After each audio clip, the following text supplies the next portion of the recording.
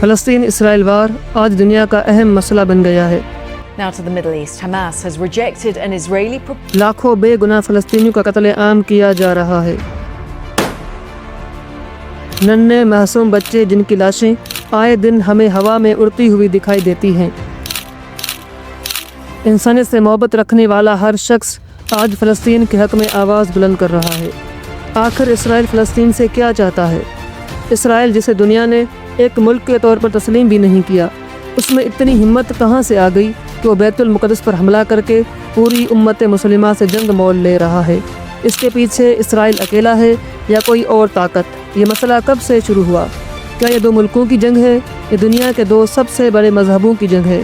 اور اس کا انجام کیا ہوگا، جانیں گے آج کی اس ویڈیو میں۔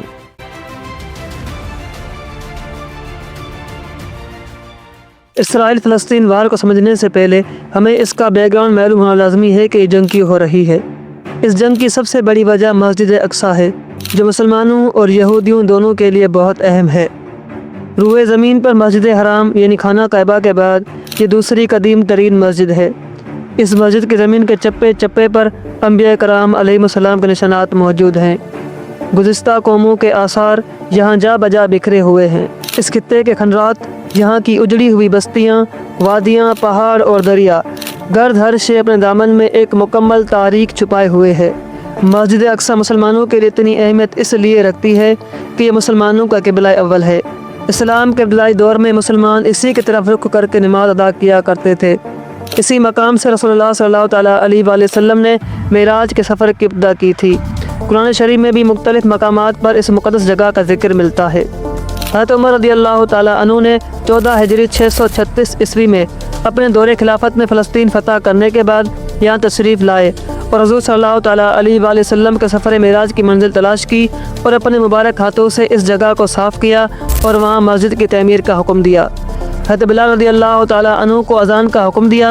حضرت عمر رضی اللہ تعالیٰ عنہ نے نماز پڑھائی۔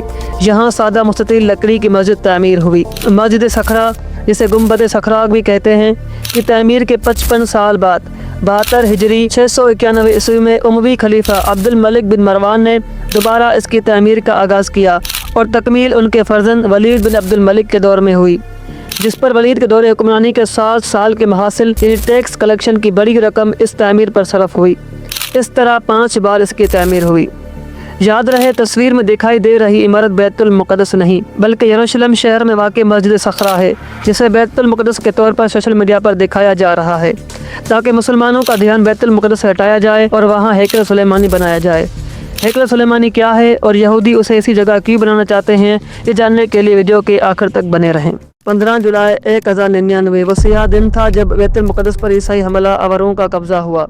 ہزاروں مسلمان مرد، عورتوں اور بچوں کا قتل عام کیا گیا۔ مسجد اقصیٰ کو گرجا میں تبدیل کر دیا گیا۔ اس کے کئی حصوں کو رہائش گاہوں کے طور پر استعمال کیا جانے لگا۔ 12 اکتوبر 1187 عیسوی کو عظیم الشان موقع آیا جب مسجد اقصیٰ عیسائی قابضین سے واپس مل گئی۔ یہ عظیم کامیابی سلطان صلاح الدین ایوبی کے یروشلم شہر فتح کرنے پر حاصل ہوئی۔ سلطان نے عمارات اور مسجد میں تبدیلیوں کو ختم کیا۔ مسجد اقصیٰ دوبارہ اپنی اصالت پر لائی گئی۔ مسلمانوں نے مسلسل 1 ہفتے تک پانی اور کے گلاب سے مسجد کو غسل دیا۔ سلطان صلاح الدین غازی نے ایک عظیم الشان منبر تیار کرا کے مسجد نصب کیا۔ 15 اگست 1967 بڑے کرب کا دن تھا جب ایک آسٹریلوی یہودی ٹورسٹ مائیکل راہول نے اسرائیلی حکومت کی حمایت پر مسجد اقصیٰ میں آگ لگا دی۔ تقریباً 4 گھنٹے تک یہ آگ بھڑکتی رہی، جس سے جنوب مشرقی سمت کی چھت شہید ہو گئی اور سلطان کا نادر یادگار منبر جل کر راکھ ہو گیا۔ روہن کو گرفتار کر کے معمولی سزا سنائی گئی۔ جیسے پہلے کہا گیا کہ اہل یہود مسجد اقصیٰ کو شہید کر کے وہاں ہیکل سلیمانی بنانا چاہتے ہیں۔ آئیے جانتے ہیں کہ ہیکل سلیمانی کیا ہے اور یہودی اسے اسی جگہ ہی کیوں بنانا چاہتے ہیں۔ ہیکل سلیمانی کی تاریخ کو جاننے سے پہلے ہمیں تابوت سکینہ کے بارے میں معلومات ہونا لازمی ہے۔ تابوت سکینہ کے متعلق بتایا جاتا ہے کہ حضرت آدم علیہ السلام کو دیا گیا تھا اور ان سے داؤد علیہ السلام تک پہنچا۔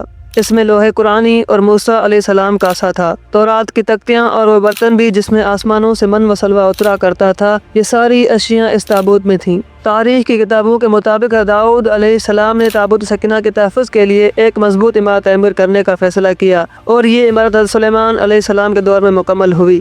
اس سے ہیکل سلیمانی کا نام دیا گیا۔ اسرائیلی تابوت سکینہ کو اپنے قبلے کے طور پر بھی استعمال کرتے تھے۔